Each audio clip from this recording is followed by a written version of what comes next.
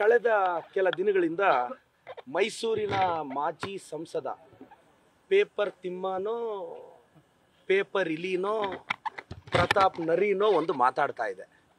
So full ಹೆಸರು ಗೊತ್ತಿಲ್ಲ, ಅದೇನೋ ಅವರು ಪಾಪ ಮಾರ್ಕ್ಸ್ ಕಾರ್ಡಲ್ಲಿ ಪ್ರತಾಪ್ ಸಿಂಹ ಅಂತ ಇಸ್ಕೊಂಡಿದ್ದಾರೆ. ಸಿಂಹ ಅಂದರೆ ಗರ್ಜಿಸಬೇಕು, ಬಾಯಿ ಬಡ್ಕೋಬಾರ್ದು. ಸೊ ಕಳೆದ ಕೆಲ ದಿನದಿಂದ ಪೇಪರ್ ತಿಮ್ಮ ಅವರು ಬಾಯಿ ಬಡ್ಕೊತಾ ಇದ್ದಾರೆ. ಏನಂತ, ನಮ್ಮ ಪ್ರಿಯಾಂಕ್ ಸಾಹೇಬ್ರ ಬಗ್ಗೆ, ಸಂತೋಷ್ ಲಾಡ್ ಸಾಹೇಬ್ರ ಬಗ್ಗೆ ಅದೇನೋ ಬಿಚ್ಚಿಡ್ತಾರಂತೆ. ಪ್ರತಾಪ್ ತಿಮ್ಮ ಅವರೇ, ಯಾಕೆ ನಿಮಗೆ ಬಿ ಫಾರ್ಮ್ ಸಿಗಲಿಲ್ಲ ಮೊನ್ನೆ? ಯಾಕೆ ಪಾರ್ಲಿಮೆಂಟಲ್ಲಿ ದೇಶದ್ರೋಹಿಗಳಿಗೆ ಪಾಸ್ ಕೊಟ್ರಿ? ನಿಮಗೆ ಬಿ ಫಾರ್ಮ್ ತಪ್ಪಕ್ಕೆ ಕಾರಣ ಏನು? ಯಾಕೆ BJP ಅವರು ಡಿನೇ ಮಾಡಿದ್ರು? 2007ರಲ್ಲಿ ನರೇಂದ್ರ ಮೋದಿ ಯಾರೂ ತುಳಿಯದ ಹಾದಿ ಅಂತ ಪುಸ್ತಕ ಬರೆದು ಬಕೆಟ್ ಹಿಡಿದು ಟಿಕೆಟ್ ತಗೊಂಡ ನಿಮಗೆ ಯಾಕೆ ಮೋದಿಯವರು ಹತ್ರನೂ ಬಿಟ್ಕೊಂತಿಲ್ಲ? ಪಾಪ ಯುವ ಪ್ರತಿಭೆಗಳು ಅಂತ ನಿಮ್ಮನ್ನೂ ತೇಜಸ್ವಿ ಸೂರ್ಯನ ಗುರುತಿಸ್ತಾ ಇದ್ರು. ತೇಜಸ್ವಿ ಸೂರ್ಯ ಅವರು ಡೊನಾಲ್ಡ್ ಟ್ರಂಪ್ ಅವರಿಂದ ಮುಖದ ಮೇಲೆ ಮಂಗಳಾರತಿ ಮಾಡಿಸ್ಕೊಂಡು ಬಂದಿದ್ದಾರೆ. ಪಾಪ ಅವ್ರನ್ನೂ ಹೈಕಮಾಂಡ್ ಅವರೆಲ್ಲ ಕರೆದು ಭಾಳ ಬೆಂಡೆದ್ದಂಗಿದ್ದಾರೆ. ತೇಜಸ್ವಿ ಅವರು ಯಾಕೋ ಆಚೆ ಬರ್ತಿಲ್ಲ. ನೀವು ಟಿಕೆಟ್ ಕಳ್ಕೊಂಡ್ರೋ ಬೇಸರದಲ್ಲಿ ಏನೇನೋ ಮಾತಾಡ್ತಿದ್ದೀರಾ. ವಿಜಯೇಂದ್ರಣ್ಣ ಟೀಮು ನಿಮ್ಮನ್ನು ಹತ್ರಕ್ಕೆ ಬಿಡಲ್ಲ, ಅಶೋಕಣ್ಣ ಕೇರ್ ಮಾಡಲ್ಲ, ಯತ್ನಾಳ್ ಅವ್ರಿಗೂ ನಿಮ್ಮನ್ನು ಕಂಡ್ರೆ ಆಗಲ್ಲ, ಏನೋ ಸ್ವಲ್ಪ ದಿನ ಹಂಗೆ ಜೊತೆಯಲ್ಲಿ ಹಾಕ್ಕೊಂಡು ಓಡಾಡ್ತಾ ಇದ್ದಾರೆ. ಪ್ರತಾಪ್ ಸಿಂಹ ಅವರೇ, ನಿಮ್ಮದು ನೀವು ಬಿಚ್ಕೊಳ್ಳಿ. ಬಿಚ್ಚಿಡ್ತೀವಿ ಇಂಥ ಪದಗಳೆಲ್ಲ ಮಾತಾಡಿದ್ರೆ, ಬಿಚ್ಚಿಡೋದು ನಿಮ್ಮ ಬಂಡವಾಳ ಬಯಲು ಮಾಡೋದು ನಮಗೂ ಎಷ್ಟೊತ್ತು ಕೆಲಸ ಅಲ್ಲ. ಸಂತೋಷ್ ಲಾಡ್ ಸಾಹೇಬ್ರ ಅಚೀವ್ಮೆಂಟು, ಪ್ರಿಯಾಂಕ್ ಖರ್ಗೆ ಸಾಹೇಬ್ರ ಅಚೀವ್ಮೆಂಟ್ ನಿಮ್ಗೆ ಗೊತ್ತೇನ್ರಿ? ಇನ್ನೊಂದು ವಿಚಾರ ಮಾತಾಡ್ತಾರೆ ನಮ್ಮ ಸಿದ್ದರಾಮಯ್ಯ ಸಾಹೇಬ್ರ ಬಗ್ಗೆ. ಬಿರಿಯಾನಿ ತಿನ್ನಕ್ಕೆ ಬರ್ತಾರೆ, ಸಿಗಂದೂರು ಬ್ರಿಡ್ಜಿಗೆ ಬರೋಕ್ಕಾಗಲ್ವಾ ಅಂತ. ಪ್ರತಾಪ್ ತಿಮ್ಮ ಅವರೇ, ಕೆಲಸ ಕಾರ್ಯ ಇಲ್ಲದೆ ನಿಮ್ಮ ಥರ ಇರೋರು ಕರೀದೇ ಇದ್ರು ಹೋಗ್ತಾರೆ. ಸರ್ವಜ್ಞ ಒಂದು ಮಾತು ಹೇಳ್ತಾರೆ, ಕರೆಯದೇ ಬಂದವನು ಕರೆದು, ಬರೆದವನು ಕರೆದು, ಕೆರದಲ್ಲಿ ಒಡೆದಂತೆ ಸರ್ವಜ್ಞನ ಅಂತ. ಆಹ್ವಾನ ಇಲ್ಲದೆ ಇದ್ರೂ ಹೋಗಕ್ಕೆ ನಾವೇನು BJP ಅವರಲ್ಲ, ಸ್ವಾಭಿಮಾನ ಇರೋ ಕಾಂಗ್ರೆಸ್ ಅವರು. ಪ್ರತಾಪ್ ತಿಮ್ಮ ಅವರೇ, ನಮ್ಮ ಸಾಹೇಬರು ಈ ಸ್ಟೇಟ್ನ ನಡೆಸ್ತಾರೆ. ಸಿದ್ದರಾಮಯ್ಯ ಸಾಹೇಬರು ಅವ್ರಿಗೊಂದು ಗತ್ತಿದೆ, ಗಮ್ಮತ್ತಿದೆ. ಕೇಂದ್ರದವ್ರು ಒಂದು ಆಹ್ವಾನ ಆದರೂ ಕೊಡ್ಬೇಕು ಸೌಜನ್ಯಕ್ಕೆ. ಹಿಂದಿನ ದಿನ ಬರೆದು ಬಂದ್ಬಿಡಿ ಅಂದರೆ ಒಂದು ಸ್ಟೇಟ್ CMಗೆ ಪ್ರೋಟೋಕಾಲ್ ಇರುತ್ತೆ. ನಿಮ್ಮ ಥರ ಓಡಾಡ್ಕೊಂಡು ಇರಲ್ಲ. ಮತ್ತೊಮ್ಮೆ ಪ್ರತಾಪ್ ತಿಮ್ಮ ಅವ್ರಿಗೆ ಹೇಳ್ತಾ ಇದ್ದೀನಿ, ನಿಮ್ಮನ್ನು ಬಹಿರಂಗ ಚರ್ಚೆಗೆ ನಾನು ಕರೀತಿದ್ದೆ. ಈಗ ನೀವು ಆ ಸ್ಟೇಟಸ್ಸಲ್ಲೆಲ್ಲ ಇಲ್ಲ. ನಮ್ಮ ಬ್ಲಾಕ್ ಅಧ್ಯಕ್ಷರಿದ್ದಾರೆ, ನಮ್ಮ ಬ್ಲಾಕ್ ಅಧ್ಯಕ್ಷರನ್ನ ಕಳಿಸ್ತೀನಿ. ಅವ್ರ ಜೊತೆ ಡಿಬೇಟ್ ಮಾಡಿ ನೀವು ಗೆದ್ದುಬಿಡಿ. ಮತ್ತೆ ಸಂತೋಷ್ ಲಾಡ್ ಸಾಹೇಬ್ರ ಹತ್ರ, ಪ್ರಿಯಾಂಕ್ ಸಾಹೇಬ್ರ ಹತ್ರ ನಾನು ಕರ್ಕೊಂಡು ಹೋಗ್ತೀನಿ. ಪಾಪ ಪೇಪರ್ ತಿಮ್ಮ ಅವರು ಆಲ್ರೆಡಿ ನನ್ನ ಮೇಲೆ ಪ್ರೀತಿಗೆ 2 ಡಿಫಾಮೇಷನ್ ಹಾಕಿದ್ದಾರೆ.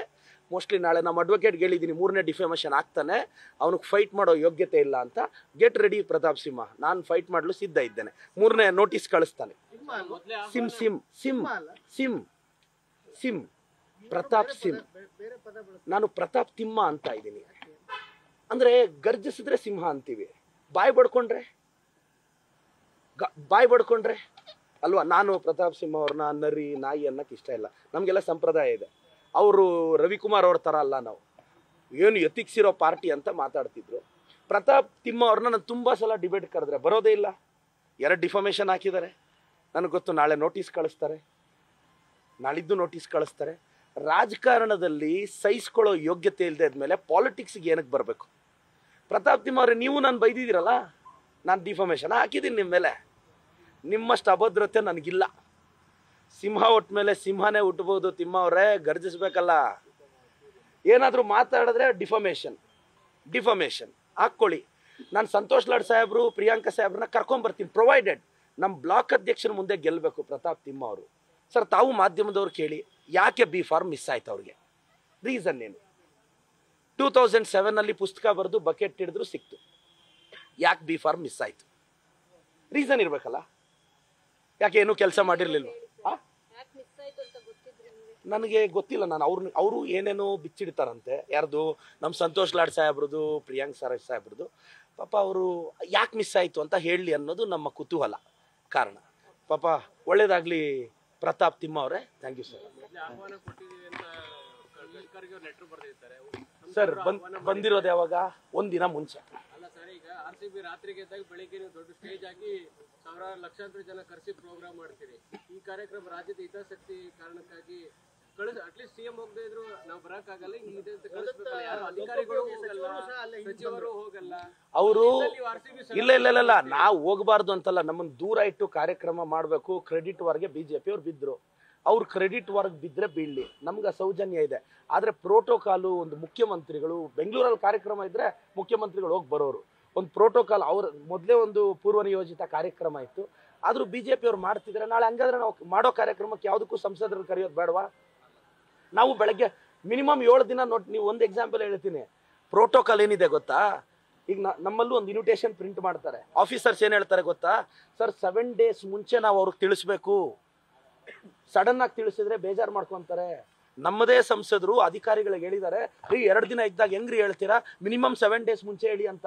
ನಾನು ಮಿನಿಮಮ್ 7 ದಿನ ವೇಟಿಂಗ್ ಪೀರಿಯಡ್ ಮೊದಲೇ 7 ದಿನ ಮುಂಚೆನೆ ನನ್ನ ಕ್ಷೇತ್ರದ ಸಂಸದರಿಗೆ ತಿಳಿಸ್ತೀವಿ ಸೌಜನ್ಯಕ್ಕೆ. ಅವ್ರು ಬರಲ್ಲ ಅನ್ಕೊಳ್ಳಿ, ಬರಬೇಕು ಅಂತ ನಾವು ಬಯಸಲ್ಲ ಅನ್ಕೊಳ್ಳಿ, ಸೌಜನ್ಯಕ್ಕಾದ್ರೂ ಕರಿಬೇಕಲ್ಲ.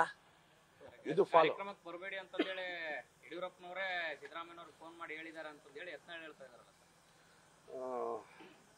ಯತ್ನಾಳ್ ಅವ್ರು ಬಿಜೆಪಿಯಲ್ಲಿ ಇದ್ದಾರೆ, ಇಂಡಿಪೆಂಡೆಂಟ್ ಅವರು. ಯತ್ನಾಳ್ ಅವ್ರು ಈಗ ಇಂಡಿಪೆಂಡೆಂಟ್ ಇದ್ದಾರೆ, ಅವ್ರೇನೋ ಹೊಸ ಪಕ್ಷ ಕಟ್ತಾರಂತೆ. ನೆನ್ನೆ ನನಗೆ ಬಹಳ ಖುಷಿ ಆಯ್ತು, ಹೊಸ ಪಕ್ಷ. ಈಗಲೇ 3 ದಾರಿಗೆ ಹೋಗಿದೆ ಬಿಜೆಪಿ, ಅವ್ರು ಕಟ್ಟಿದ್ರೆ 4 ದಾರಿಗೆ ಹೋಗುತ್ತೆ. ನಾನಂತೂ ಲೈಫ್ ಟೈಮು ಬಿಜೆಪಿನ ವಿರೋಧ ಪಕ್ಷದಲ್ಲೇ ನೋಡಕ್ಕೆ ಇಷ್ಟಪಡ್ತೀನಿ.